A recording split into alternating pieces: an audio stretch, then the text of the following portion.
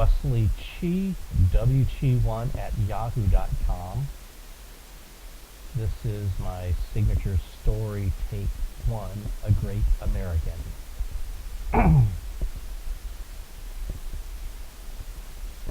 And you thought Disneyland had long lines. Well, let me tell you, this line winded around the Capitol Mall like a maze. After 5 long hours, you finally got to go through security, and thinking that you finally had made it, only to discover you still had another hour to go.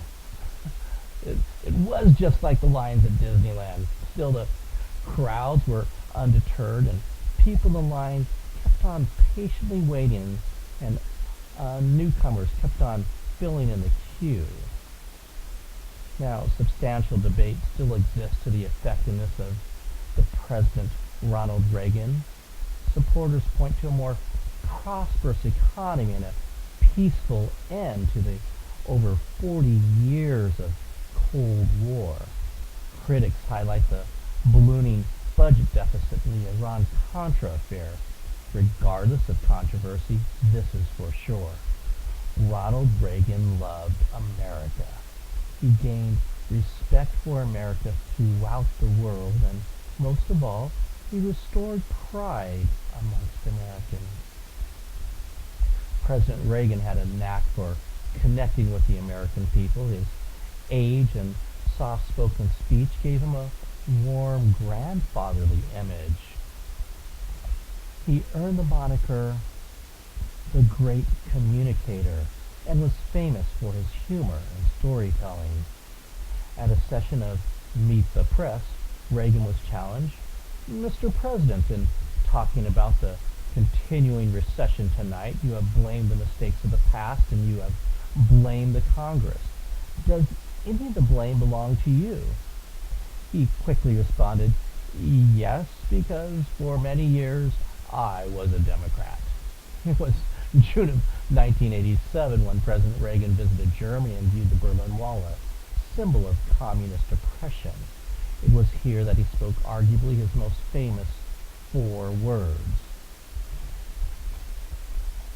"We welcome change and openness, for we believe that freedom and security go together, that the advance of human liberty can only strengthen the cause of world peace. There is but one sign the Soviets can make that would be unmistakable, that would advance dramatically the cause of freedom and peace. General Secretary Gorbachev, if you seek peace, if you seek prosperity for the Soviet Union and Eastern Europe, if you seek liberalization, come here to this gate. Mr. Gorbachev, open this gate. Mr. Gorbachev, Mr. Gorbachev, tear down this wall." Although Reagan carries the distinction of being the only serving president to survive being shot in an assassination attempt, the Grim Reaper finally caught up to him. Reagan informed the nation through a handwritten letter, "I have recently been told that I am one of the millions of Americans who will be afflicted with Alzheimer's disease. I only wish that there was some way I could spare Nancy from this painful experience. I now begin the journey that will lead me to the sunset of my life. I know that for America, there will always be a bright dawn ahead. Thank you, my friends. May God always bless you." You see, observers of the Reagan's relationship always saw them as close, authentic, and intimate. During his presidency, they frequently displayed their affection for each other, and one press secretary read, "They never took each other for granted. They never stopped courting." He once wrote to his wife Nancy, "Whatever I treasure and enjoy, all would be without me if I didn't have you." Well, unfortunately, she wouldn't have him forever. On June 5th, 2004, Nancy Reagan shared, My family and I would like the world to know that President Ronald Reagan is dead.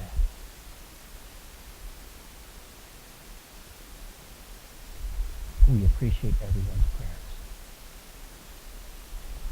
4 days later, Reagan's body was flown to Washington, D.C., where he became the 10th United States president to lie in state, a rare honor granted by the United States. There, the deceased is put on display in the rotunda of the United States Capitol. The casket is guarded by an armed member of the Air Force, Army, Navy, and Marines, one at each corner. In 34 hours, 104,684 people filed past the coffin. That's when my Uncle Bud in Sacramento gave me a call. He said, "Wesley, I was watching the news and I thought you were in LA, but did I just see you on television? They were interviewing people in line to see President Reagan and it sure sounded like you." Well, indeed it was. You see, I had flown across the country from California to Washington, D.C. to pay my last respects to one of America's greatest. The reporter asked me, "What do you remember about President Reagan?" I shared that on May 30th, 1984, President Reagan was giving the commencement address at the United States Air Force Academy. The administration there asked if the president would be willing to shake hands with the 100 distinguished graduates. He said, absolutely not. In fact, he insisted on shaking hands with each and every last graduate.